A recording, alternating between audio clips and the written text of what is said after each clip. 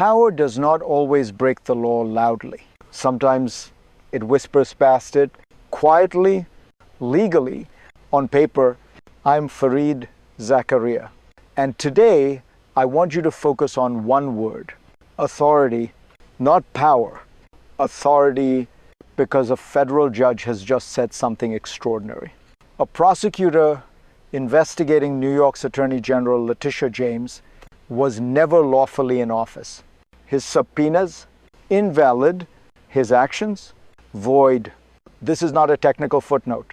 This is a warning. When an executive branch bypasses Congress, installs prosecutors without confirmation, and then uses them to investigate political opponents, the system is being tested, not by force, but by procedure. If you believe democracy survives through rules, not personalities, stay with me. Because this story is not about one judge or one prosecutor.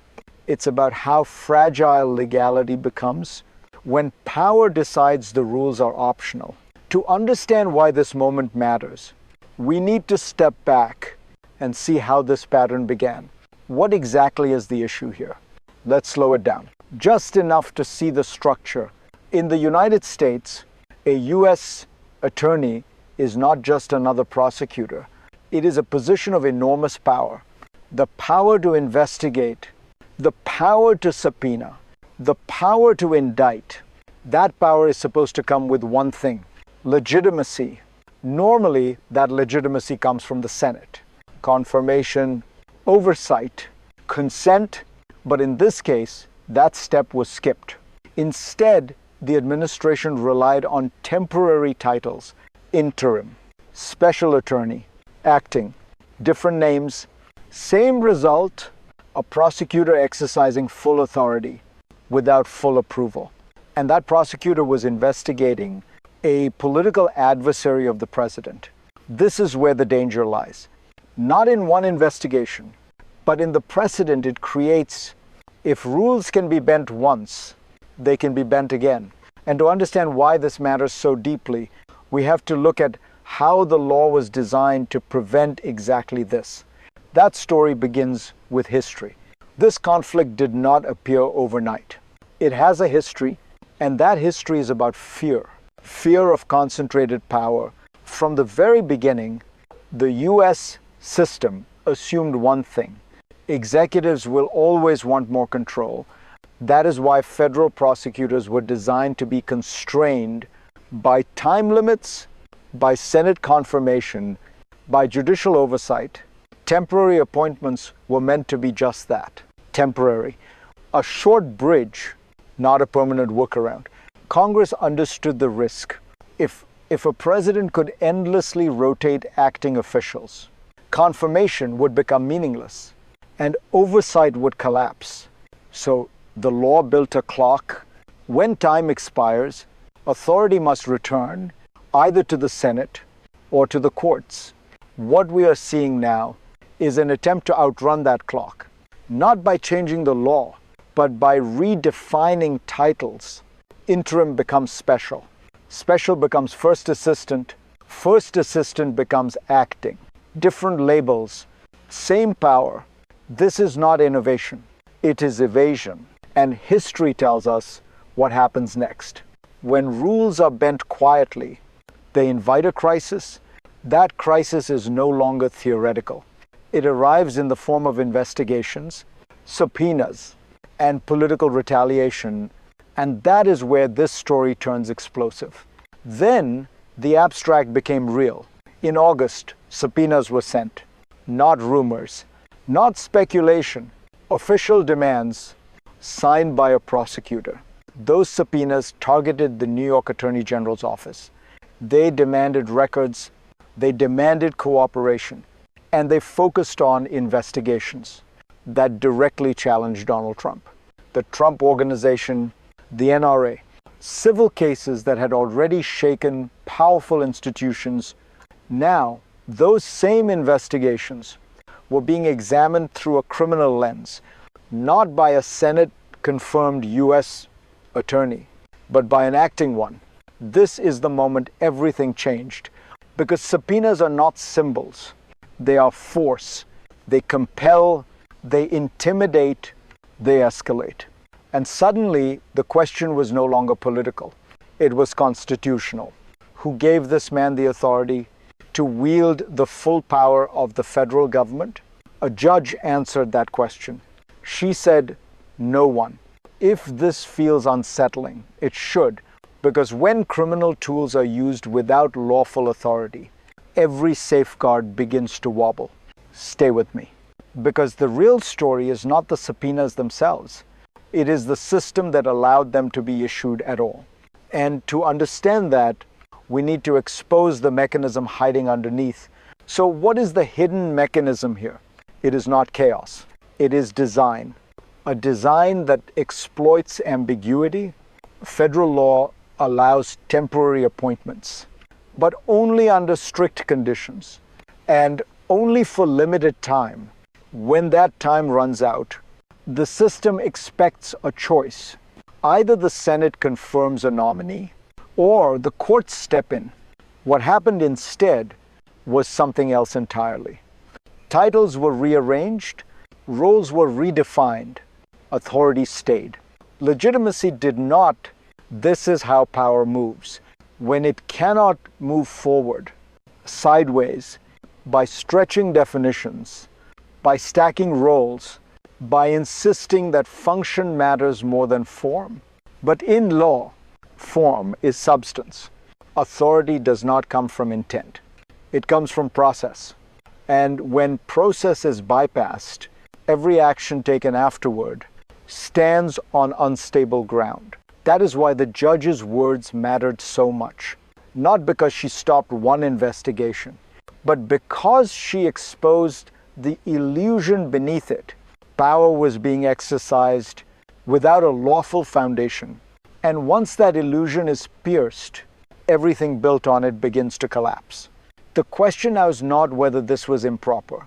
The courts have answered that. The question is what happens next. When that same strategy keeps repeating, because this was not the last confrontation. It was only the first crack, and the next one would be even louder. This was not an isolated ruling. That is the key point.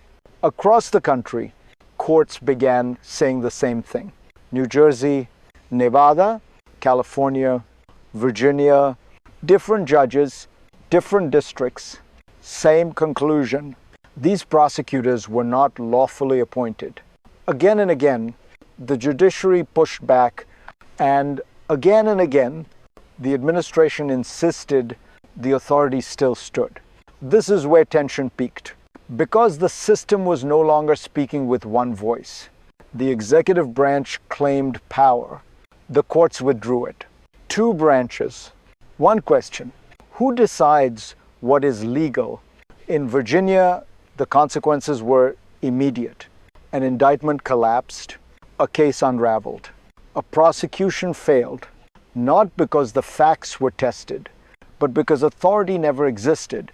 This is what escalation looks like. Inside institutions, no headlines of chaos, no emergency decrees, just cases falling apart, quietly, systematically.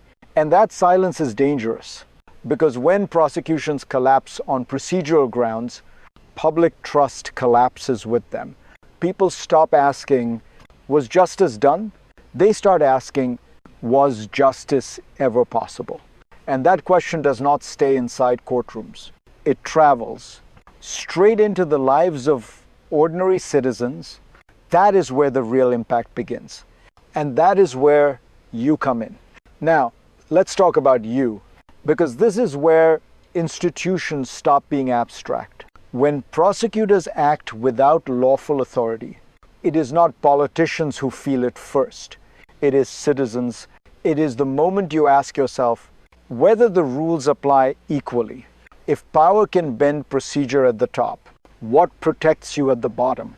You are told to trust the system, to respect subpoenas, to obey court orders. But trust only works when legitimacy is real. When cases collapse on technical grounds, you don't feel relief. You feel doubt. Doubt about fairness, doubt about motives, doubt about whether justice is neutral or simply political. And once that doubt sets in, it spreads. People disengage, they polarize. They stop believing outcomes are earned. This is how democracies weaken, not through anger alone, but through exhaustion. If this story unsettles you, it should, because it is not about liking or disliking any figure. It is about whether the rules still protect everyone. If you want accountability to mean something, you have to care about process, even when it feels distant, even when it feels technical. Because when legality erodes, it never erodes for just one side. And that erosion does not stop at borders. It moves outward, across countries, across alliances, and into the global system itself. That is the next layer of this story. What happens inside the American legal system never stays inside the American legal system. Because the United States does not just enforce law, it exports norms. Around the world, judges, prosecutors, and governments watch closely. They watch how power behaves when it is challenged. When US courts say an executive overreached, that message travels. So does the opposite. If procedural shortcuts are tolerated at home, they become precedents abroad. Authoritarian leaders take notes. They point and say, even America does this. This is how credibility erodes. Not through speeches, but through examples. The rule of law has always been America's quiet advantage, stronger than its military, more durable than its economy. When that advantage weakens, alliance strain, trust thins. Democracy stops looking like a standard and starts looking like a suggestion. This is why legal legitimacy matters globally. Not because other countries are perfect, but because someone has to set the bar. And when the bar lowers, everyone feels the drop. The world is not asking whether America makes mistakes. It is asking whether America corrects them. That question now hangs over the future. And the future, as always, will not follow one path. It will split into possibilities, into scenarios, into outcomes that depend on what happens next. That is where we need to look now. So where does this lead? There are three possible futures. The first is restraint. Courts continue to intervene. Appointment laws are respected. Temporary power returns to being temporary. In this future, the system bends but does not break. The second is normalization. Procedural shortcuts become routine. Acting roles replace confirmed ones. Oversight fades through repetition. Nothing dramatic happens, which is precisely the danger because erosion rarely announces itself. The third future is escalation. Each side pushes harder. Each ruling is tested. Each loss is ignored. Legality becomes partisan. Process becomes optional. In that world, every prosecution is suspect. Every verdict is contested. The system still exists, but no one believes in it. History tells us which path is hardest to reverse, not collapse, but corrosion. Democracies rarely fall all at once. They thin out, layer by layer, norm by norm. The future, then, does not depend on one election or one court decision. It depends on whether institutions choose limits over advantage. That choice is unfolding now, and it brings us to the final question. What does this moment demand from those watching? That answer is where we end. This case will not be remembered for one judge or one prosecutor. It will be remembered for what it revealed. That power does not need to break the law, to weaken it. It only needs to stretch it, delay it, rename it. Democracy does not survive on good intentions. It survives on limits, limits that are boring, procedural, uncelebrated, but essential. When those limits are tested, the response matters, not just from courts, but from citizens, from whether you care when the rules are bent for someone you oppose. Because once process becomes optional, it never stays selective. Today, it is a prosecutor. Tomorrow, it is a precedent. And eventually, it is protection you thought was guaranteed. This moment asks something simple, but uncomfortable. Do we defend the rules only when they favor us? Or do we defend them because they are the last thing standing between power and abuse? If you want to understand how democracies really fail and how they sometimes save themselves, stay here. Watch closely, because this story is not over. And the next chapter may matter even more than this one.